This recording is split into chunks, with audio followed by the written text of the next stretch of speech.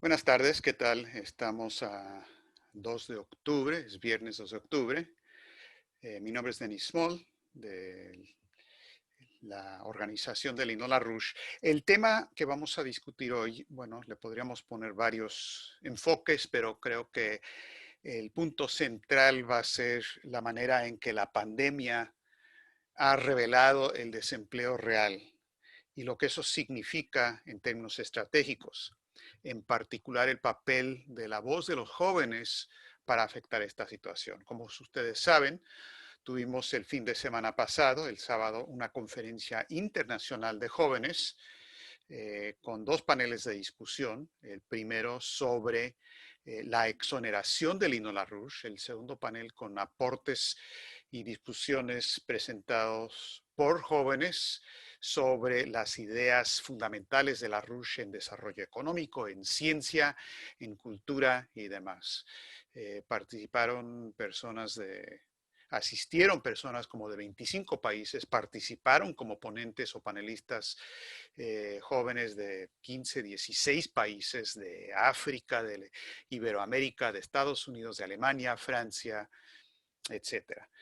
Seguramente tendremos tiempo para hablar más de eso, pero creo que fue un hito muy importante en el trabajo internacional, especialmente para empezar a abordar la crisis que enfrentamos, que es lo que quiero discutir. Ahora, mm, me imagino que muchos de ustedes, como también ha sido el caso con gente en general en el mundo, especialmente aquí en Estados Unidos, pero no únicamente, eh, eh, habían estado muy enfocados sobre el debate entre los dos candidatos presidenciales.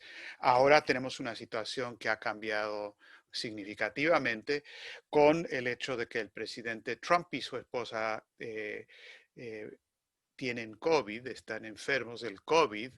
Eh, no sabemos qué va a pasar con eso, esperamos que les vaya bien, como también pensamos lo mismo para toda la gente afectada en todas partes del mundo, pero eso se puede volver un factor estratégico. Sin embargo, antes esta semana, el martes, hubo mucha anticipación y mucha concentración, fascinación, quizás obsesión con el debate entre Trump y Joe Biden.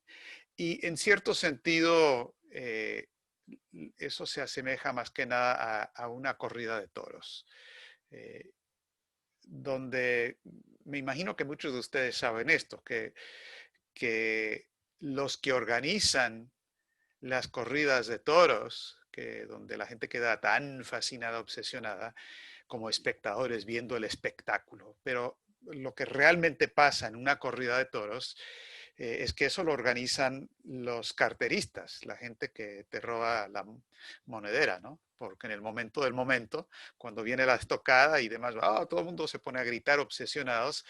Y claro, lo que pasa es que los carteristas son los que verdaderamente ganan en esa situación. Entonces la pregunta que nos deberíamos hacer eh, es, bueno, eh, ¿qué te están robando y quién está haciéndolo? ¿Qué están detrás?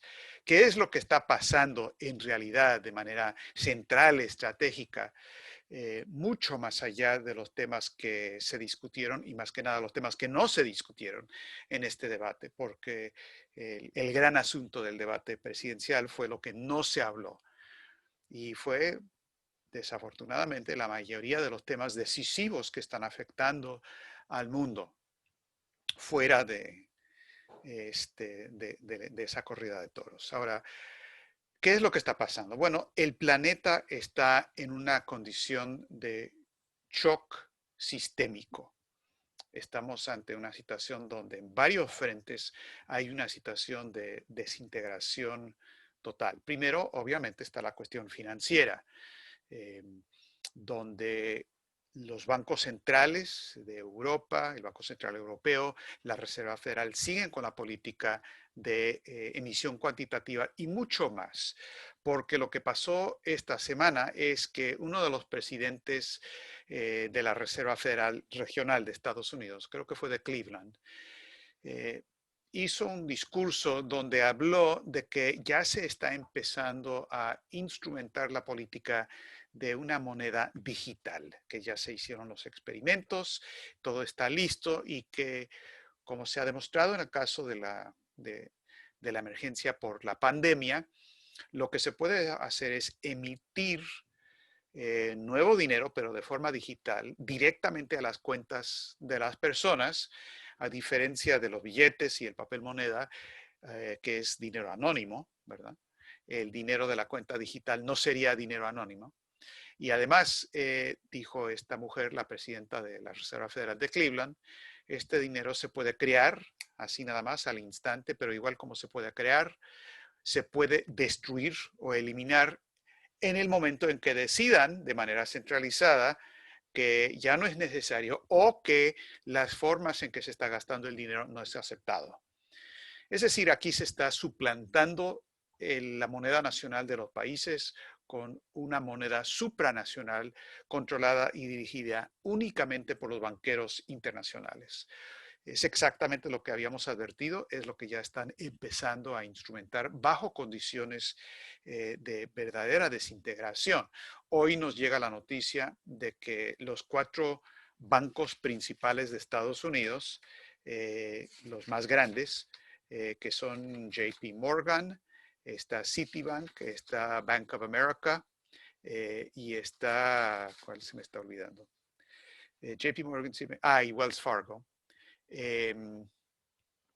Tienen una situación donde, un segundito, quiero asegurarme de que no hay nadie que esté tratando de entrar, no, estamos bien. Tenemos una situación donde esos 4 bancos han perdido como capitalización de mercado, han perdido un promedio de 47% en lo que va del año, el año de un año atrás a hoy. Ahora, y eso a pesar de todo, la emisión cuantitativa, todo el flujo de dinero, todo lo que ha pasado con el dinero de los bancos centrales. Entonces tenemos una situación realmente de insolvencia en ese sentido. Segundo, esta semana rebasamos el 1.000.000 de muertos por la pandemia.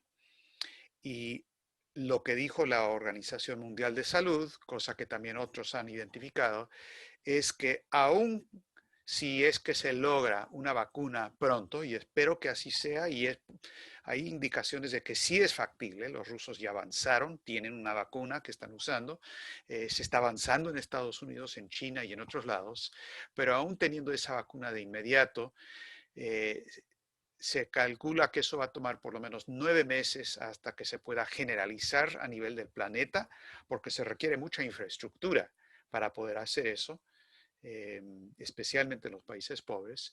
Y por lo tanto, si no cambiamos la manera en que nos estamos orientando hacia este problema, puede haber otro 1.000.000 de muertes, dicen en la Organización Mundial de Salud.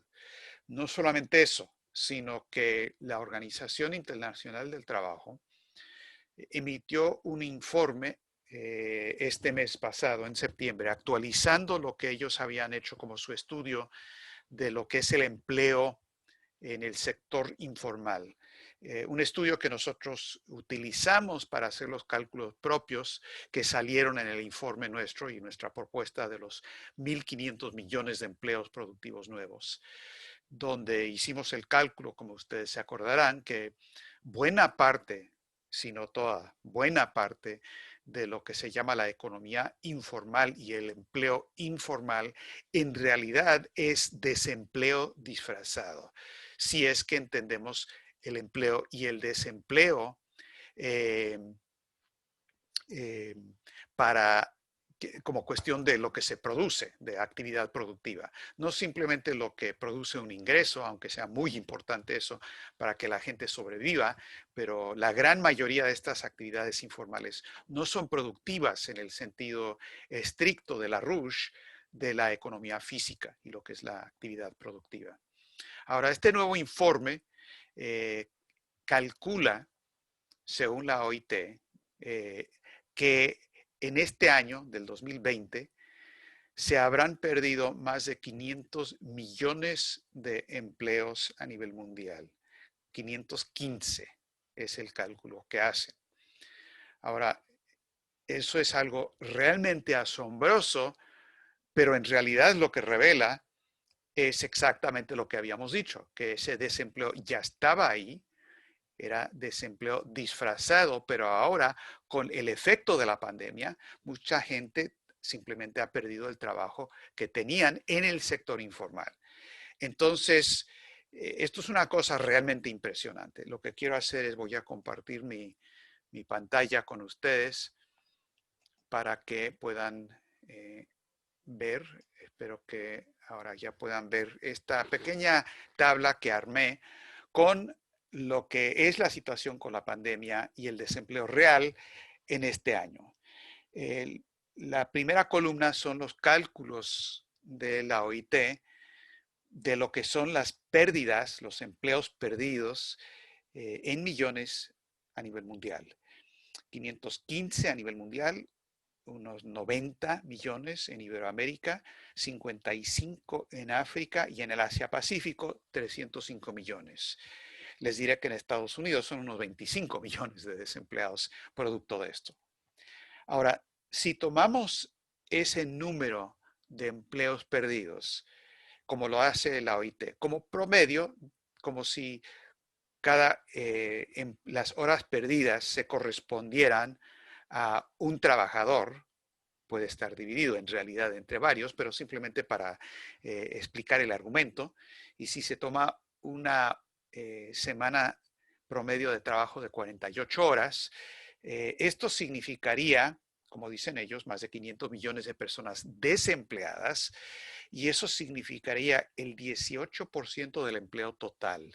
Se ha perdido ya en este año a nivel mundial. En Iberoamérica estamos hablando del 35%. Menos en África, esto es interesante, el 15%, y ahorita vuelvo sobre ese punto. Pero hasta ahí lo que calcula la OIT. Si nosotros hacemos nuestro cálculo propio y vemos el desempleo de facto que nosotros presentamos en nuestro informe sobre los 1.500 millones de empleos nuevos productivos que se requieren, si vemos el desempleo de facto disfrazado como desempleo en el sector informal y tomamos el número total de empleos perdidos, podemos ver que en el caso mundial estamos hablando de que 42% del desempleo de facto se ha perdido en en términos formales. No están trabajando más. En el caso de Iberoamérica, si todos los empleos perdidos hubieran sido del sector de desempleo de facto, cosa que no es así. Algunos han sido en otros sectores, pero la gran mayoría ha sido en este sector informal. El 91% de ese sector ahora está oficialmente desempleado. A nivel de África, 24%, Asia Pacífico, 33%. Ahora, en el caso de la OIT, ellos calculan también el ingreso perdido. Aquí hacen un cálculo monetario que es importante en cuanto al aspecto político, no tanto el aspecto económico, en cierto sentido económico, pero básicamente a nivel mundial estamos hablando de una pérdida del 14% del ingreso que ha percibido la gente por esta reducción del empleo en lo que va del año. Ahora, si tomamos en cuenta, bueno, en Iberoamérica es mucho más, es más de la cuarta parte, el 26%, pero si tomamos en cuenta ese hecho de que a nivel mundial ha sido 14%, digamos, y que también se está calculando que en el caso de África hay un 15% de aumento en general de los precios de la canasta básica de alimentos, los bienes de consumo, los alimentos más básicos para consumir. Eso quiere decir con un aumento del precio del 15% y con una reducción del 15% del ingreso percibido, hay una situación donde los alimentos en general como promedio cuesta 30% más o más del ingreso que recibe el individuo. O sea, es un tercio. Es una situación donde uno no tiene que ser un físico nuclear para entender que esto nos lleva a la catástrofe y a la inanición, cosa que ya está ocurriendo. Y claro, los promedios siempre esconden algo de la verdad porque detrás del promedio hay situaciones que son mucho peores. Y eso es lo que hay que tener en mente para analizar esta onda de shock, este shock sistémico que está viviendo el planeta en este momento. Ahora, la situación de África es curiosa porque el hecho es que la pandemia hasta el momento no ha golpeado a África tan duro como ha golpeado a otros lugares, como Estados Unidos, como Iberoamérica, como India y demás.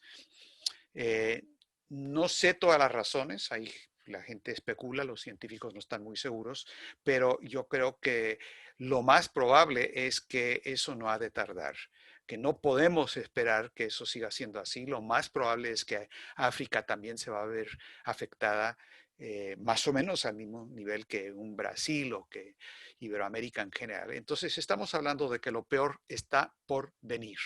Bajo este sistema lo peor está por venir. Ahora, como si eso fuera poco, además de la crisis financiera, esta crisis de la economía física, tenemos la situación de guerras inminentes en varias partes del planeta. Hoy se anunció que la Fuerza Aérea de Estados Unidos va a enviar de manera permanente a casi, no, a más de 430 y pico de los aviones de combate más avanzados que tiene la Fuerza Aérea de Estados Unidos. Los F-22 y los F-35, en particular los F-35, los está mandando a Alaska, a una base aérea que queda a 600 millas, 1000 kilómetros de la frontera con Rusia. Ahora, esos son muchos aviones, son muchos cazas, es el tercio, un tercio de toda la Fuerza Aérea, de todos estos tipos de aviones de la Fuerza Aérea de Estados Unidos. Y se anuncia diciendo abiertamente, esto es para enviar un mensaje tanto a Rusia como a China, que no vamos a permitir su expansión, etcétera, etcétera. Y forma parte de toda la orientación provocadora encabezada por Pompeo en el gobierno de Trump, eh, que realmente ha llevado al mundo al borde de varias situaciones donde puede haber una situación de bélica, una situación de confrontación militar en cualquier momento. En el caso del estrecho de Taiwán, eso es uno de los lugares, lo hemos hablado en otras ocasiones. No voy a entrar a los detalles, pero los detalles están ahí. Los chinos están más que alarmados y están diciendo abiertamente en periódicos semioficiales como el Global Times que si Estados Unidos envía tropas a Taiwán, cosa que queda prohibido por los acuerdos entre Estados Unidos y China, que se remontan a los 70s y a la política de una sola China. Si Estados Unidos hace eso con Taiwán, dicen en Global Times, vamos a tomar militarmente a Taiwán, porque Taiwán forma parte de China. Si se atreven a hacer eso, no vamos a permitir que nos quiten la soberanía de lo que para nosotros es una parte del país. Y hasta ahora se ha dejado de manera pacífica, pero si Estados Unidos se atreve a hacer eso, y hay congresistas de Estados Unidos que ya lo están exigiendo abiertamente, que para defender a Taiwán, es muy probable que China se mueva militarmente para retomar Taiwán. ¿Y luego qué? ¿Qué va a pasar entonces? Ahora, también tenemos la situación de Bielorrusia, también extremadamente una situación de gran provocación.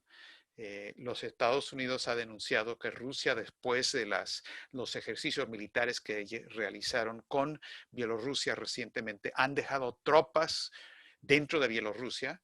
No sabemos si es cierto o no, pero la última vez que denunciaron eso resultó que era falso, que todas las tropas rusas habían regresado y que supuestamente, según la denuncia, están en la mera frontera de Bielorrusia, la parte occidental de Bielorrusia, justo en la frontera que hacen Polonia y Letonia, que es por donde pasan, es el único paso terrestre de la OTAN.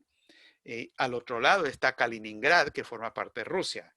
entonces es un exclave, es una parte de Rusia que está desconectada geográficamente, un poco como Alaska en el caso de Estados Unidos, ¿no?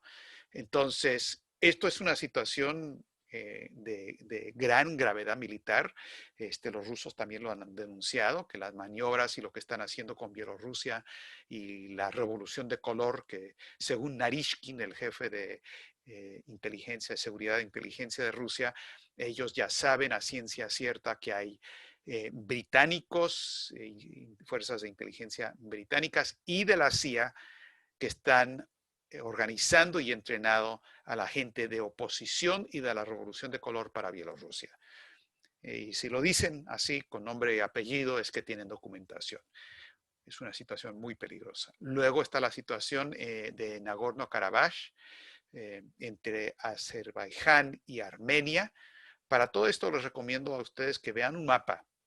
Vean un mapa. O sea, yo lo hice para conocer bien la región. Uno no lo conoce tan bien como uno debería conocerlo, pero de lo que se está hablando ahí, Azerbaiyán, Nagorno-Karabaj es una parte en disputa entre Armenia, respaldada por los rusos, y Azerbaiyán, respaldada por Turquía, y detrás de Turquía está la OTAN. Hay tropas rusas en la frontera de Armenia, dentro de Armenia, por común acuerdo. Y lo que denunció el embajador de Armenia en Rusia es que si Turquía usa sus F-16, sus aviones F-16, Armenia tendrá que responder con los misiles Iskander que ellos tienen dentro de sus fronteras, que son misiles rusos. O sea, estamos hablando de un posible enfrentamiento directo entre la OTAN y Rusia. Y uno podría decir, no, nadie está tan loco, eso no va a pasar, no van a llegar a eso. Pero lo que está detrás de esto es un sistema en desintegración, un sistema desesperado que está más que dispuesto a lanzar este tipo de provocación, como ya lo han demostrado, para tratar de mantener control bajo condiciones de un desplome, de un colapso total. Y claro, además de la cuestión de las guerras, está la situación de los golpes de Estado, plural, golpes de Estado que se están llevando adelante simultáneamente por parte de estos intereses financieros en contra del presidente de Estados Unidos, Donald Trump, el presidente de Rusia, Vladimir Putin, y el presidente de China, Xi Jinping. Y quienes están detrás de eso son las mismas personas que están lanzando las guerras y que están detrás de la desintegración del sistema financiero internacional. Ahora, en Estados Unidos está avanzando no un ejercicio para una desestabilización, esto ya está activado en vivo. Están fuerzas irregulares en las calles, especialmente organizados del lado de Antifa, que son grupos de provocadores con vínculos con los sectores de inteligencia y militares y con dinero de Wall Street. También hay una situación donde no se sabe si va a haber una elección legítima por el asunto de las boletas electorales. Y Trump ha aclarado, y tiene mucha razón en esto, que una cosa es que uno solicite que le envíen por correo una boleta electoral para luego votar. Eso siempre se ha hecho en Estados Unidos y se va a hacer más bajo condiciones de pandemia. Hasta ahí muy bien porque uno tiene cierto control. La gente lo pide, están registrados, reciben la boleta y lo envían de regreso. Eso es una cosa, Trump está de acuerdo con eso.